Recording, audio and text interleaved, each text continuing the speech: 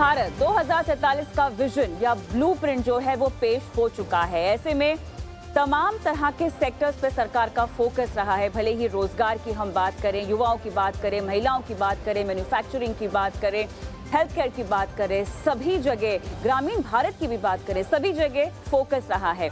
अब ऐसे में अगर आप एक टैक्स पेयर भी हैं, अगर आप एक निवेशक भी हैं, तो आपके लिए किस तरह के बदलाव निकल कर आए हैं? खासतौर से अगर आप नई टैक्स रिजीम के तहत टैक्स पे करते हैं तो आपके लिए क्या क्या बदलाव हैं? एलटीसीजी की बात करें, शॉर्ट टर्म कैपिटल गेन्स की बात करें, इसमें इजाफा तो किया गया है, लेकिन इसको आपकी निवेश रणनीति के लिहाज से कैसे देखना चाहिए? इस वक्त अगर आप शेयर बाजार में निवेशित हैं, या अगर आप शेयर बाजार में म्यूचुअल फंड के जरिए निवेशित हैं, या अगर आपका फाइनेंशियल पोर्टफोलियो है, तो आज बजट में जो ऐलान किए गए हैं उसका आपके आर्थिक जिंदगी पर, आपके निवेश पोर्टफोलियो पर किस तरह का असर पड़ेगा? चलिए अगले 1 घंटे हम इसी पर मंथन करेंगे। आपको बताएंगे कि आपके लिए, जो कि आप एक टैक्स पेयर है, जो कि आप एक निवेशक हैं, क्या सार निकल के आता है बजट में? ऐसी कौन कौन सी रणनीतियां हैं जो आपको अपनानी होंगी? और साथ ही अगर कोई सवाल आप पूछना चाहते हैं तो बजट दरबार ये खास पेशकश आपके लिए है। अपने सवाल फटाफट, जो नंबर फ्लैश हो रहे हैं स्क्रीन पर, उधर पे अपने सवाल भेज दीजिए। लाइव हमारे तमाम पैनलिस्ट आपके सभी सवालों के जवाब देंगे। तो चलिए एक एक करके मुखातिब भी होते हैं हमारे आज के मेहमानों से, और मेरे साथ खास मेहमान के तौर पे जुड़ गए हैं DP Singh, deputy MD joint CEO SBI mutual fund, साथ ही एंथनी एरेडिया, सीईओ मिंटा Manulife, VC AMFI, Nilesh Shah, MD CEO Kotak AMC, Arnav Pandya, founder money edu school, Tarun Garg, director Deloitte India, Hemant communication head BankBazaar. आप सभी का स्वागत है हमारी इस बेहद खास पेशकश में। और चलिए सवालों की झड़ी जब मैं शुरू कर रही हूं तो सबसे यही पूछना बनता है कि क्लियरली किस तरह का बजट आपको जो है वो निकलता हुआ दिखाई दे रहा है। तो नीलेश सर, आप ही के पास आऊंगी सबसे पहले। मोदी 3.0 का पहला बजट, विकसित भारत का ब्लूप्रिंट, आपको अगर मैं ओवरऑल बजट का विश्लेषण करने को कहूं तो आप क्या कहेंगे? इस बजट ने एक ट्रिनिटी ऑफ इम्पॉसिबल अचीव की है। इसे आप भारत की T20 वर्ल्ड कप की कैंपेन की तरह देख सकते हैं। वर्ल्ड कप में हम सारी मैचें जीत रहे थे, फाइनल में थोड़ा तनाव था, और फिर सूर्य कुमार यादव ने एक अद्भुत कैच पकड़ के वर्ल्ड कप जिता दिया। भारत एक फास्टेस्ट ग्रोइंग मेजर इकोनॉमी बन चुका है। इस बजट ने एक फाउंडेशन ले किया है कि आने वाले समय में भी हम ग्रो करते रहें। पहले इस बजट में फिस्कल प्रूडेंस अपनाई है। दुनिया भर के देश खर्चा ज्यादा कर रहे हैं और इनकम कम है। हमारे यहाँ पे हमने खर्चा कम किया है, इनकम के आसपास रख के। इस पिछले साल फिस्कल डेफिसिट 5.8% थी, इस साल 4.9% होगी। तो fiscal prudence is the foundation of economic growth in any part of the world. Second, investment के ऊपर जोर बरकरार है। पिछले साल 9.5 लाख करोड़ का निवेश किया था, इस बार 11.11 लाख करोड़ का निवेश करेंगे। तीसरा, एम्प्लॉयमेंट जनरेशन भारत के लिए एक समस्या बन रहा था, उसके लिए कई प्रकार के प्रावधान किए गए हैं, अप्रेंटिसशिप के, स्किलिंग के, एजुकेशन के। तो मेरे हिसाब से trinity of impossible in the form of fiscal prudence, in the form of employment generation and investment all combined, this budget lays the foundation to move in the direction of Viksit Bharat. Anthony sir, आपके पास आऊंगी क्योंकि industry representative होने के साथ साथ मेरे ख्याल से एक बाजार के पार्टिसिपेंट भी हैं आप। थोड़ा सा आपका जवाब, एक तो कितना इत्तेफाक रखता है नीलेश सर के साथ, फिजिकल प्रूडेंस की हम बात करें, पॉलिसी रिफॉर्म्स को लेकर हम बात करें तो वो जस की तस इनफैक्ट और आगे ले जाती हुई हमें दिखाई दी है। लेकिन थोड़ी जो मायूसी एलटीसीजी एसईजीसी को लेकर बाजार को फिलहाल दिखाई दी है, उसको अगर मैं थोड़ा सा साइड में रख लूं और ओवरऑल आपका व्यू बाजार में सेक्टर स्पेसिफिक ग्रोथ को लेकर, जिन सेक्टर्स की हमने पहले भी चर्चा की थी, शायद प्री बजट सेशंस में कई बार बात हुई है कि सरकार का फोकस रहेगा lower end of the pyramid का थोड़ा सा ज़्यादा फोकस तरजीह दी जाएगी। इन तमाम पैमानों पर अगर मैं समझना चाहूँ तो आप बजट को कैसे आंकते हैं? देखिए, युवा, स्किल, नौकरी का यहाँ पे जिक्र किया गया है, महिलाओं यहाँ पे जिक्र किया गया है, एमएसएमईज की बात की गई है।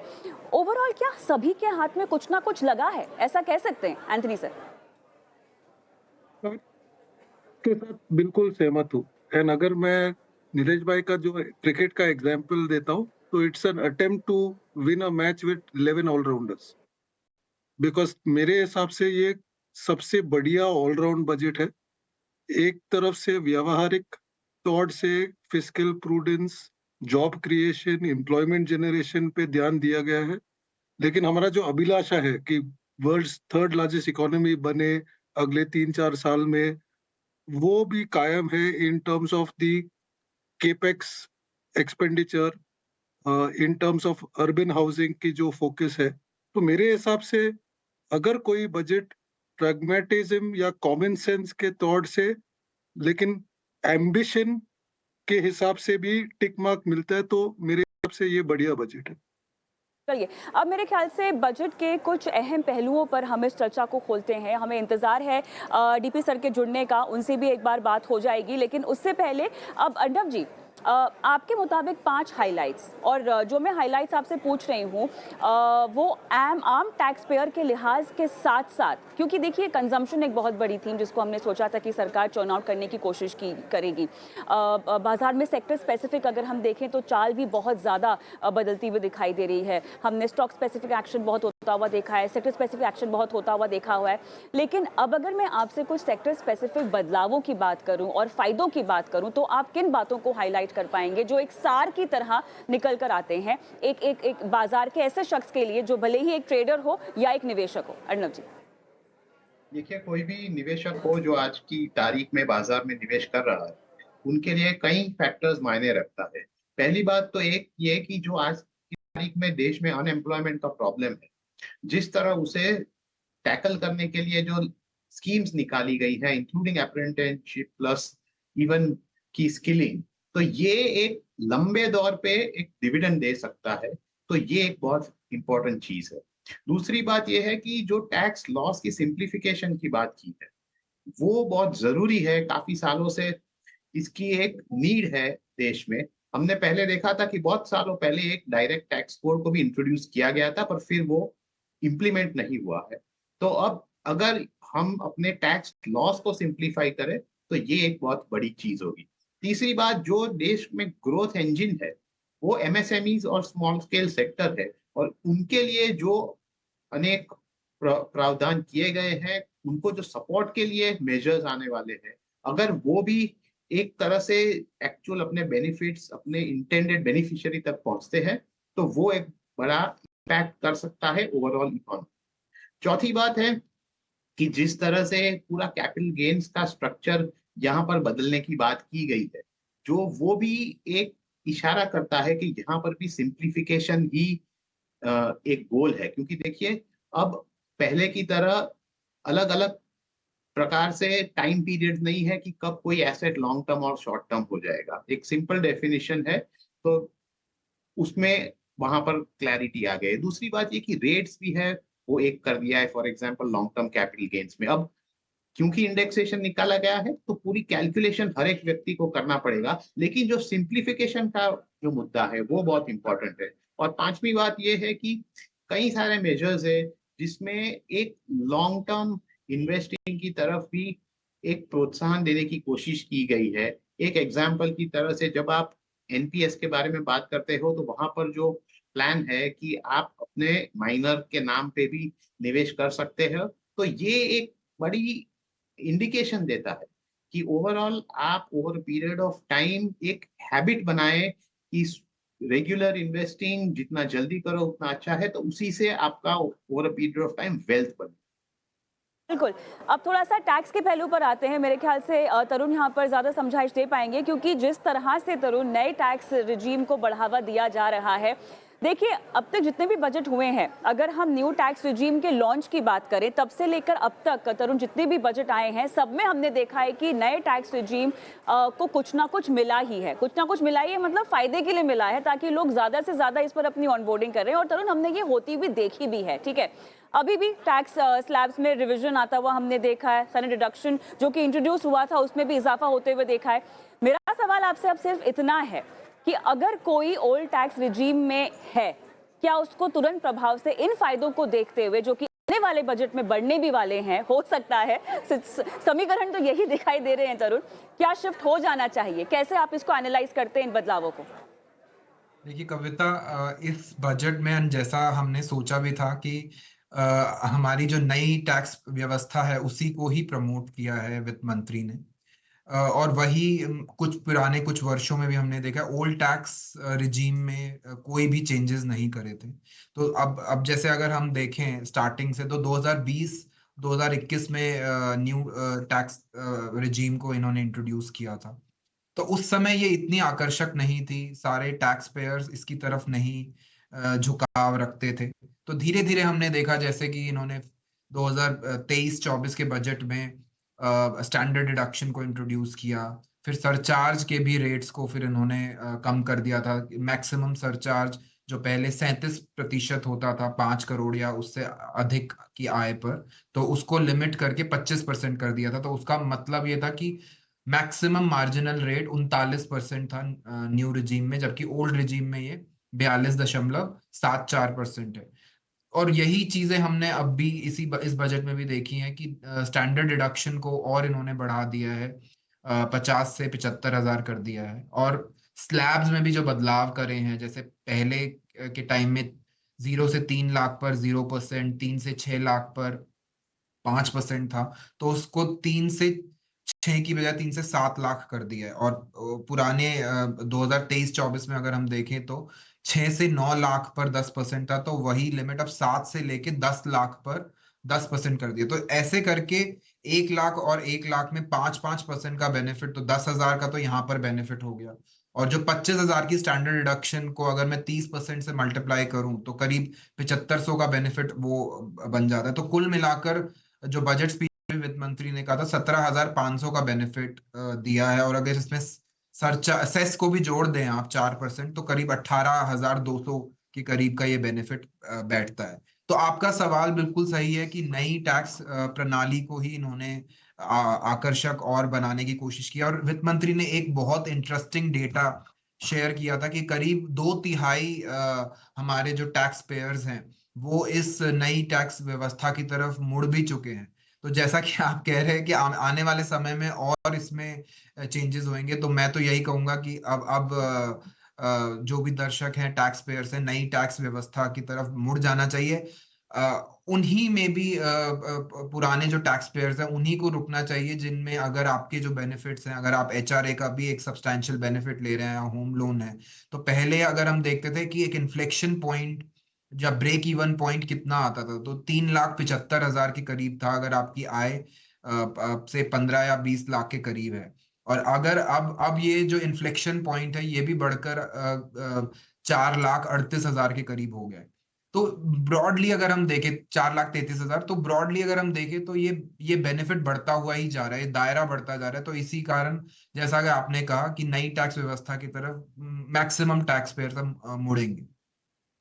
तरुण से आगे चलकर हमें कैलकुलेशन भी मांगेंगे, क्योंकि हमें ये कंपैरिजन करनी होगी कि रिवाइज टैक्स स्ट्रक्चर जो कि नए टैक्स रिजीम में है उसमें और पहले के टैक्स स्लैब्स में अगर हम देखें तो कितनी बचत है। और साथ ही अगर आप एक ऐसे टैक्स पेयर हैं जो कि पुरानी टैक्स व्यवस्था के तहत टैक्स दे रहे हैं, तब आप कितना ज्यादा दे रहे हैं, कितनी बचत है आपकी नई टैक्स रिजीम में, ये भी कैलकुलेशन लेंगे आपसे तरुण आगे चलकर। लेकिन झटपट हेमंत को भी मैं सवाल पूछना चाहती हूँ, क्योंकि ये एक ऐसा शो है जहां पर हम आपको एक रणनीति भी दे रहे हैं, हम आपको एक टेक अवे शो के जरिए देना चाहते हैं ताकि आप अपने लिए, अपने पोर्टफोलियो में अपने आर्थिक लक्ष्यों के लिए सही तरीके से प्लानिंग भी शुरू करें। और हेमंत, जब भी लक्ष्यों की बात आती है, बच्चों की पढ़ाई लिखाई मेरे ख्याल से माता पिता के लिए सबसे अहम लक्ष्य होता है, उनकी जिंदगी का सबसे बड़ा फाइनेंशियल गोल होता है। और इसी को बढ़ावा देने के लिए हमने देखा है कि 10 लाख तक के लोन देने की बात आई है। और हम जानते हैं कि यहाँ पर कुछ क्राइटेरिया के तहत जो है 3% रिबेट भी आपको उस इंटरेस्ट लोन पर मिलेगा। जरा समझाइएगा कि यूथ और मॉडल स्किल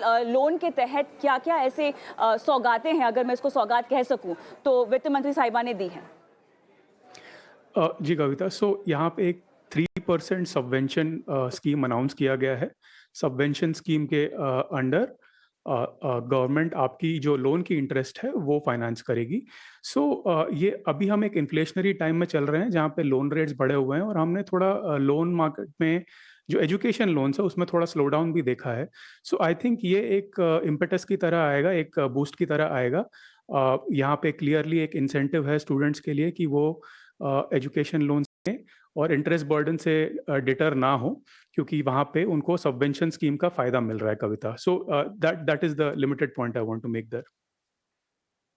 आपसे हम रणनीति भी आगे जानेंगे कि कैसे इसका फायदा उठाया जा सकता है, लेकिन चलिए स्वागत करते हैं डीपी सर का भी। सर, इंतजार था आपका, बहुत बहुत धन्यवाद, आपने समय निकाला इस पेशकश के लिए। तो जैसे कि फर्स्ट राउंड ऑफ क्वेश्चनिंग सभी से चल ही रही है, आपसे मैं वो नहीं करूंगी क्योंकि आपने ऑलरेडी बजट पर अपने नंबर और बातें कही है, लेकिन अब मैं चाहती हूँ इस शो में आप मेरे साथ ये बताएं कि इस वक्त अगर आप एक निवेशक हैं तो किन किन बातों को आप as a takeaway budget में लेंगे। हमने तमाम पहलुओं पर बातचीत की है, लोन के बारे में हो, एलटीसीजी एससीसीजी के बारे में हो। अब मुझे अपनी रणनीति, वैसे देखा जाए तो अगर आप एक निवेशक हैं तो बदलाव करने की जरूरत नहीं है, शायद जस के तस आप बने रह सकते हैं, है ना। लेकिन कोई स्पेसिफिक कैटेगरी डीपी सर जहां पर आपको लगता है कि तवज्जो ज्यादा दिया जा सकता है, जैसे कि हमने देखा कि सेक्टोरल निवेश को लेकर, फंड्स को लेके बहुत ज्यादा क्रेज है, तमाम एएमसीज भी जो है पूरे सेक्टर को काफी, इस तबके को काफी अच्छे से भुना भी रही हैं, एनएफओ में पैसे भी आ रहे हैं। बतौर निवेशक क्या आप कोई स्पेसिफिक तरह के फंड में, मार्केट कैप के किसी फंड में या किसी तरह की सेक्टोरल थीम में आगे बढ़ना चाहेंगे? कविता जी, सबसे पहले तो ये कि अगर मेरे से कोई पूछे कि क्या मैं बदलाव करूंगा, तो मेरे को बदलाव करने की जरूरत नहीं है, क्योंकि बदलाव करने की जरूरत तब पड़ती है क्योंकि बहुत ज्यादा फर्क पड़ता है। 10% से 12.5% टैक्स होना is a very very small shock for the industry, which क्योंकि गेन्स इतने हैं तो उसमें 2.5% अगर ज्यादा दिया भी फॉर अपने देश की तरक्की के लिए तो कोई बहुत बड़ी बात नहीं है। सबसे पहला तो ये सवाल है। दूसरा ये है कि इससे सबसे बड़ा, मैं इसको जो भी बजट आया इस तरीके से देख रहा हूँ कि तीसरे टर्म के पहले बजट में ये करने के बाद मेरे को एक चीज बड़ी क्लियर है कि एटलीस्ट अगले 4 बजट्स में इसमें कोई ट्वीकिंग नहीं की जाएगी, तो अनसर्टेनिटीज आर आउट। सिर्फ एक चीज है, जो डेट फंड्स थे म्यूचुअल फंड की तरफ से जो लाए जाते हैं उसमें कोई बदलाव तो नहीं हुआ, बल्कि उसमें थोड़ा सा नेगेटिव ही है। तो उसमें थोड़ा मेरे को जरूर लगता है कि अगर कुछ हो जाता तो बढ़िया था, तो ताकि और निवेशक एक सुरक्षित स्कीम में पैसा लगा के अपनी कैपिटल मार्केट में पार्टिसिपेट कर सकते हैं। परंतु हो सकता है अगले वेट करेंगे अगले साल की, इस साल नहीं हुआ क्योंकि बैंक्स को भी एक प्रेशर था कि बैंकों के पास डिपॉजिट का था, अगर डेट फंड में कुछ दिया जाता तो शायद बैंक्स की तरफ से ये आता कि ये शायद उनके लिए ठीक नहीं है। तो all in all it's a good budget. मेरे को कुछ भी अपनी रणनीति में बदलाव करने की जरूरत नहीं है। विश्वास और बढ़ गया है कि मैं और पैसा लगा सकता हूँ, या निवेशकों का भी है कि हम नए निवेशक को जैसे पहले लेके आ रहे थे वो स्पीड एक लगातार बनी रहेगी, और हमें विश्वास है कि बहुत ज्यादा और निवेशक मार्केट में जुड़ेंगे और खासतौर पे म्यूचुअल फंड के जरिए से जुड़ेंगे। चलिए, लेकिन कैसे ये और जुड़ सकते हैं? जिस तरह का इजाफा हुआ है, एलटीसीजी की बात करें, एससीसीजी की बात करें, एक निवेशक इसको कैसे समझे? बाजार ने इसको जिस तरह से समझा है, अब आगे और भी ट्रेडिंग सेशंस है इस पूरे हफ्ते में, बाजार इसको कैसे पचा पाएगा? मेरे ख्याल से अगला राउंड इंटरव्यू का इसी पर होगा, लेकिन फिलहाल आप सबसे दरख्वास्त है कि आप बने रहें। हमें एक छोटा सा ब्रेक लेना होगा, लौटते हैं फिर और हमारी जो महापंचायत है उनके साथ रूबरू होते हैं सवाल जवाब के सिलसिले के साथ, ब्रेक के बाद।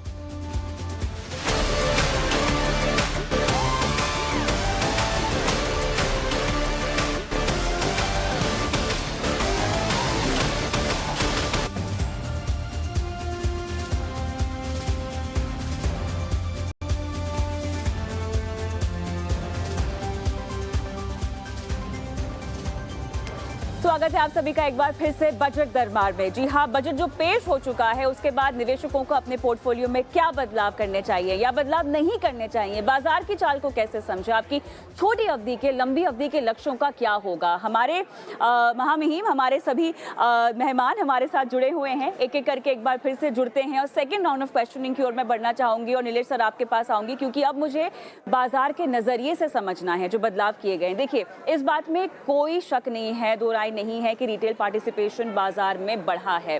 कोविड के बाद हमने फर्राटा तेजी देखी है। के जो नंबर्स है वो हर महीना रिकॉर्ड ऊंचाई पर पहुंचते हुए दिखाई दे रहे हैं। आप सभी का एक सुर में यही कहना है कि एलटीसीजी और शॉर्ट टर्म में जो बढ़ोतरी हुई है उसका बहुत ज्यादा इम्पैक्ट हमें होते हुए नहीं दिखाई देगा, खासतौर से अगर आप ऐसे निवेशक हैं जिन्होंने लंबा निवेश कर रखा है, योजनाबद्ध तरीके से किया हुआ है, और हालांकि एक हाथ से आपको लिया जा रहा है तो दिया भी जा रहा है। लेकिन आसान भाषा में मुझे आपसे ये समझना है कि बाजार का आज जिस तरह का रिएक्शन हमने आता हुआ देखा है, और आने वाले वक्त में अब जो लोग बाजार में जुड़ना चाहेंगे वो किस तरह से इस इंक्रीज को समझे और किस तरह से जो है मुनाफा कमाने की अपनी रणनीति पर फोकस करें, क्योंकि टैक्स तो बाद में आता है, उससे पहले आपको अपनी कमाई पर फोकस करना होगा, जिससे पहले आपको अपनी रणनीति पर फोकस करना होगा। नीलेश सर क्या कहेंगे? मेरे हिसाब से इस बजट में वोट ऑन अकाउंट में जो डिफेंस सेक्टर एलोकेशन था उसे आगे रखा गया है। जो ईज ऑफ डूइंग बिजनेस होगी उससे जितने मैन्युफैक्चरिंग क्षेत्र की कंपनी से उसे जो फायदा होगा वो डिफेंस सेक्टर को भी होगा। बट कविता, मैंने कुछ समय पहले कहा था कि ये अमर अकबर एंथनी मार्केट है। 1970 के दशक की ये बहुत बड़ी एंटरटेनिंग फिल्म थी। वहां पे अमर भाई एक अपराइट पुलिस ऑफिसर्स थे। आज भी बहुत सारे स्टॉक अमर कैटेगरी में है, फंडामेंटल्स अच्छे हैं, वैल्यूएशंस भी फेयर हैं। कुछ स्टॉक एंथनी भाई कैटेगरी में है। एंथनी भाई दिल के अच्छे होते हैं बट लाइफ में शॉर्टकट ले लेते थे पहले, तो फंडामेंटल्स ठीक है बट वैल्यूएशंस बहुत महंगे हैं। अल्टीमेटली एंथनी भाई को अमर भाई की तरह अच्छा बनना पड़ेगा, अपराइट बनना पड़ेगा। तो ये मौका ऐसा है, समय ऐसा है कि अमर भाई जैसे स्टॉक में निवेश करेंगे तो रिटर्न बनने की गुंजाइश ज्यादा है।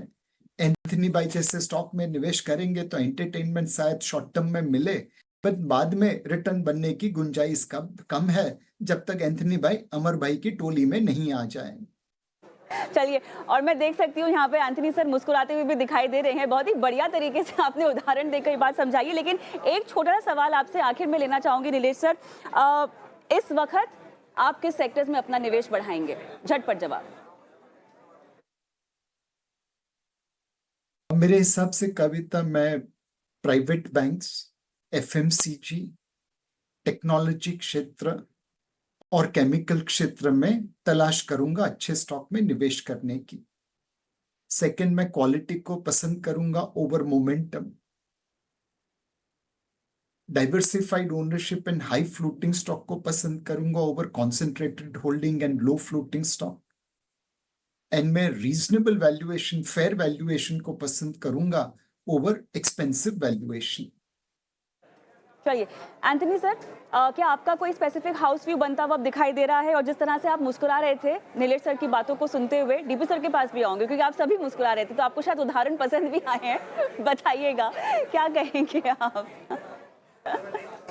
कविता जी, मेरा व्यू पॉइंट भी सिमिलर है कि मैंने देखा कि पिछले 6 महीने से या 1 साल में हम ये खोज में है कि सबसे बेस्ट सेक्टर या सबसे बेस्ट थीम या सबसे बेस्ट कैप में कहाँ निवेश सेंसिबल लगता है। लेकिन मुझे लगता है कि ये बजट ने डायरेक्शन दी है कि अपॉर्चुनिटी कहीं से भी आ सकता है, लार्ज कैप में से आ सकता है, मिड कैप से भी आ सकता है, स्मॉल कैप से भी आ सकता है।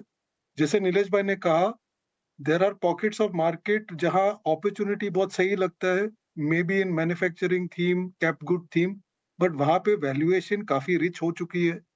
On the other hand, banks और फाइनेंशियल सर्विसेज स्टॉक्स में या टेक्नोलॉजी स्टॉक्स में शायद वो ग्रोथ नहीं दिख रही है, लेकिन वैल्यूएशंस आपके साइड में है। तो मेरे हिसाब से एक पोर्टफोलियो जो सबको मिक्स करे वो ही ऑप्टिमल स्ट्रेटेजी होगा। दूसरी चीज मैं हाउस व्यू में बताना चाहूंगा कि एक्चुअली हम सब कह रहे हैं कि डेट फंड को कुछ मिला नहीं है, लेकिन एक्चुअली एक इनडायरेक्ट वे से डेट फंड को एक अच्छा पॉजिटिव आउटकम ये है कि आपकी जो होल्डिंग पीरियड है, नॉट डेट फंड बट कोई भी फंड जिसमें सिर्फ 35% इक्विटी हो, उनका होल्डिंग पीरियड जो 3 साल था capital gains long term treat करने के लिए, वो अभी 2 साल हो गया। तो मैं आपको एक, हमारे हिसाब से फंड हाउस के हिसाब से जो best optimal fund post budget रहेगा वो मल्टी एसेट रहेगा। क्योंकि आप सोचिए, एक तरफ से डिवर्सिफाइड इक्विटी पोर्टफोलियो है, दूसरी तरफ से बॉन्ड की जो फंड का जो एडवांटेज वो भी मिलेगा, लेकिन होल्डिंग पीरियड 3 साल के बदले 2 साल है। और तीसरी चीज जो लोग ने कभी उसके तरफ सोचे नहीं है कि गोल्ड एंड सिल्वर का जो कस्टम्स ड्यूटी की कट है, इसका मतलब जो गोल्ड एंड सिल्वर की जो प्राइस होगी फंड में, वो आज काफी हद तक हेयर कट मिलेगा। तो आप टुमारो ऑनवर्ड्स आप इन्वेस्ट करोगे ऐसे फंड में जहां गोल्ड और सिल्वर शायद 5 to 6% चीपर मिले, जो फिस्कल डेफिसिट की जो प्लान वित्त मंत्री ने बताया ऑब्वियसली, और जो इंटरेस्ट रेट की ईजिंग की एक्सपेक्टेशन है, तो बॉन्ड का पोर्शन भी सेंस बनता है। और जो इक्विटी का पोर्शन है, जो डिवर्सिफाइड है, जो ये नहीं सोचता है कि मैन्युफैक्चरिंग में डालना है कि स्मॉल कैप में डालना है, लेकिन जहां भी अपॉर्चुनिटी लगे, जहां भी वैल्यूएशन ठीक लगे, वहां में निवेश होगा। मेरे हिसाब से वो हमारे फंड हाउस के हिसाब से सबसे बेस्ट प्रोडक्ट होगा पोस्ट दिस बजट। तो आपने मल्टी एसेट कैटेगरी पर दाव मारा है। और डीपी सर, आपकी फेवरेट कैटेगरी, वैसे तो आप सवाल में पूछ चुकी हूँ आपसे, लेकिन फिर भी कैटेगरी वाइज आपका दाव कहाँ पर होगा डीपी सर? देखिए, जो एंथनी ने बोला कि multi asset definitely that will be the most attractive category. और अगर हम इक्विटी फंड में करें तो देखिए, हर एक सेक्टर में, हर एक जगह पे एक नई चीज देखने को मिल रही है। काम करने का, धंधा करने का तरीका बदल रहा है। जो भी कंपनियां आज की डेट में अपने एफिशिएंसीज बढ़ा रही हैं, अपने आप को ऑटोमेट कर रही हैं, या अपने में आईटी का एक्सपेंस बढ़ा रही हैं आज की डेट में, और उनकी because of this capital expenditure their profitability is likely to be better in time to come। वो ऐसी कंपनीज को चुनना बहुत आवश्यक है। और मेरे को लगता है कि पूरी इंडस्ट्री में ऐसा स्किल सेट अवेलेबल है जो इन कंपनीज को चूज देख सके, उनके अच्छे जो उनके मुद्दे हैं उनको देख के उनमें इन्वेस्ट किया जा सके। तो opportunities are there in every sector. जैसे नीलेश भाई ने बोला, वो तो सेक्टर है ही, जो जो सेक्टर्स की उन्होंने बात की, परंतु उसके अलावा भी हर सेक्टर में कुछ ना कुछ कंपनी जैसे मिल सकती हैं। तो ये काम थोड़ा ज्यादा करना पड़ेगा, मेहनत ज्यादा करनी पड़ेगी। ये जो 2.5% का टैक्स ज्यादा लगा है, तो उसके लिए मामूनन के अगर 2% भी ज्यादा अगर हम ग्रोथ कर लेते हैं, तो that will be taken care of. तो अपॉर्चुनिटीज आर देयर एवरीवेयर। झटपट तरुण, आपसे समझना चाहेंगे फायदा, क्योंकि हमने चर्चा में शुरुआत में बताया कि किस तरह से रिवाइज हुए हैं टैक्स स्लैब्स। अब मैं चाहती हूँ कि थोड़ा सा आप कंपैरिजन बता दें, कितनी बचत होगी। नए टैक्स रेजिम का मकसद ही यही है कि आपके हाथ में ज्यादा डिस्पोजेबल इनकम आए, ठीक है, लेकिन अब उसमें भी कितनी ज्यादा बचत होगी, आपके हाथ में कितने ज्यादा पैसे आएंगे, जरा झटपट कैलकुलेट करके बता दीजिए। जी कविता, सो देखिए, मैं दर्शकों को बताना चाहूंगा कि अगर एक इलस्ट्रेशन से अगर हम समझे, अगर आपकी एक आमदनी 10 लाख रुपए है, तो फिनेंशियल ईयर 23-24 में अगर आपने नई टैक्स रिजीम में ही चुना है उसे, तो आपका जो कुल टैक्स लायबिलिटी जो आ रही थी वो करीब 54,600 के करीब बन रही थी। और जबकि अगर हम ये बजट प्रपोजल्स को कंसिडर कर ले, जिसमें 75,000 की स्टैंडर्ड डिडक्शन हो गई और टैक्स स्लैब में भी बदलाव आया, तो उसके हिसाब से देखें तो करीब 44,200 रुपए अब आपका टैक्स पेबल बनता है। इसमें हमने हेल्थ एंड एजुकेशन सेस को भी जोड़ दिया, तो कुल मिलाकर 10,400 की सेविंग बनती है। और इसी तरीके से अगर मैं आपकी आमदनी 13 लाख है, तो 13 लाख पे जो फाइनेंशियल ईयर 23-24 में आपका टैक्स करीब करीब 1,04,000 के करीब बनता था, तो वही टैक्स अब घटकर 88,400 पे आ गया, तो कुल मिलाकर 15,600 की सेविंग है। और इसी तरीके से अगर आपकी आमदनी 16 लाख या उससे ऊपर है, तो 1,71,600 का टैक्स बनता था, और वही बजट प्रपोजल्स के बाद 1,53,400 का बनता है। तो जैसा कि वित्त मंत्री ने बताया, तो ओवरऑल 18,200, यानी कि 17,500 प्लस 4% का अगर हम एजुकेशन सेस जोड़ दें, तो ये 18,200 के करीब बनता है। तो यही एक कुल मिलाकर ये एक मिडिल क्लास या नौकरी पेशा इंसान के हाथ में गया है टैक्स सेविंग्स। अब एक जो चीज देखने योग्य बात है कि अब लॉन्ग टर्म कैपिटल गेन में जो इन्होंने एक इंडेक्सेशन का बेनिफिट जो खत्म किया है, मैं अभी अपने पैनलिस्ट का भी व्यू देख रहा था। अब जैसे हाउस प्रॉपर्टी में एक डेफिनेटली थोड़ा सा एक डीमोटिवेशन जरूर आएगा, क्योंकि अभी तक क्या होता था, अगर आपने प्रॉपर्टी 2 साल या उससे ज्यादा के लिए खरीद रखी थी, तो एक इंडेक्सेशन का बेनिफिट मिलता था, तो ज्यादातर उसमें एक लॉस आता था। अब क्या है, इंडेक्सेशन हटा दिया है, तो वहां पर थोड़ा सा एक आपकी लायबिलिटी बढ़ सकती है, बिकॉज जो सेल कंसिडरेशन है और आपने जो परचेज करी है वही आपको एक कैपिटल गेन के रूप में मिले, और उस पे ही आपको 12.5% का टैक्स देना पड़ेगा। बिल्कुल। अर्नब सर, अंत में आपके नुस्खे क्या होंगे पोर्टफोलियो को लेकर, क्या रणनीति आप सुझाना चाहेंगे? उसके बाद मैं हेमंत के पास आती हूँ, हेमंत से भी एक टेक लेंगे हम जरूरी गोल्स को लेकर, जिसमें से एजुकेशन एक बहुत बड़ा लक्ष्य होगा। जी अर्नब सर। नहीं, देखिए, जब भी आप अपना पोर्टफोलियो के बारे में सोच रहे हो तो अपने गोल्स को पहले ध्यान में रखिए, उसी के हिसाब से आपको प्लानिंग करना है। ऐसे छोटे छोटे चेंजेस तो आते ही रहेंगे over a period of time, लेकिन इससे आपको अपने प्लानिंग में कोई चेंजेस उसी हिसाब से नहीं करने हैं। आपको चेंज कब करना है, जब आपके जो नीड्स है वो बदल जाए। तो आज की तारीख में अगर आप देखें तो आपके पास कई सारे ऑप्शंस है। जब आप लॉन्ग टर्म प्लानिंग कर रहे हो, तो जब आप अपने बच्चों के लिए प्लानिंग कर रहे हो, ये सभी के लिए आपके पास काफी सारे ऑप्शंस है।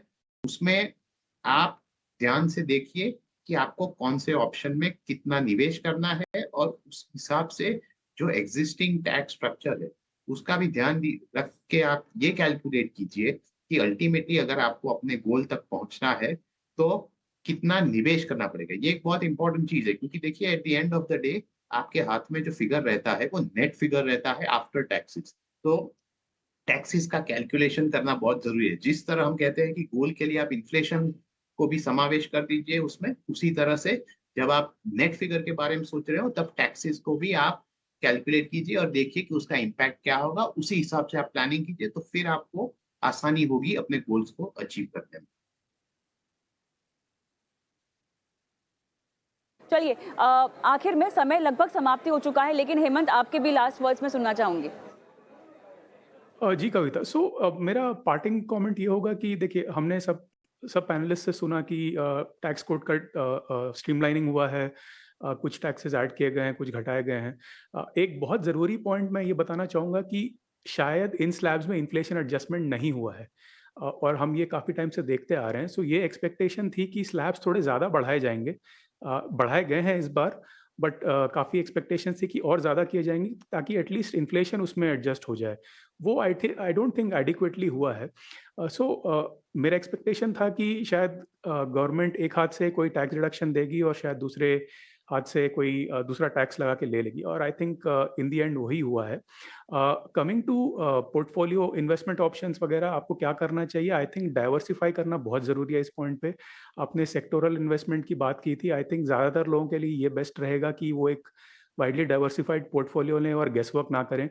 आई थिंक आपके लिए ये बेस्ट है कि आप एक डाइवर्सिफाइड पोर्टफोलियो जब आप ले रहे हैं तो आप एक काफ़ी सारे सेक्टर्स में इन्वेस्ट कर रहे हैं, काफ़ी सारे इंडस्ट्रीज़ में अक्रॉस मार्केट कैप आप इन्वेस्ट कर रहे हैं, और आप अपने पैसे को एक म्यूचुअल फंड या इंडेक्स फंड के जरिए एक प्रोफेशनल फंड मैनेजर के हवाले दे रहे हैं, और वो फंड मैनेजर आपके लिए बेहतर रिटर्न्स जुटा सकते हैं, और आप उनमें एजुकेशन या प्रॉपर्टी परचेज, इस तरह के लॉन्ग टर्म गोल्स आप उसे अचीव कर सकते हैं। और गोल्ड इन्वेस्ट करने के लिए अब नए इंसेंटिव्स आ गए हैं, उसमें टैक्स कट हुए हैं और इंडेक्सेशन बेनिफिट और 2 year long term capital gains, ये सब चेंजेस आए हैं। तो आई थिंक आपको गोल्ड पे भी थोड़ा नजर डालना चाहिए कविता।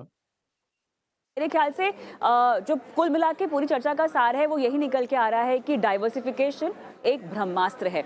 नीतियां बदलती रहेंगी, आपकी रणनीति खासतौर से आपके लक्ष्यों के तहत नहीं बदलनी चाहिए, और डाइवर्सिफिकेशन अक्रॉस एसेट क्लासेस, यही है आपके लिए कामयाबी का मंत्र, मुनाफे का मंत्र। बहुत बहुत धन्यवाद आप सभी का इस खास पेशकश में शिरकत की और हमारे दर्शकों का आज मार्गदर्शन किया।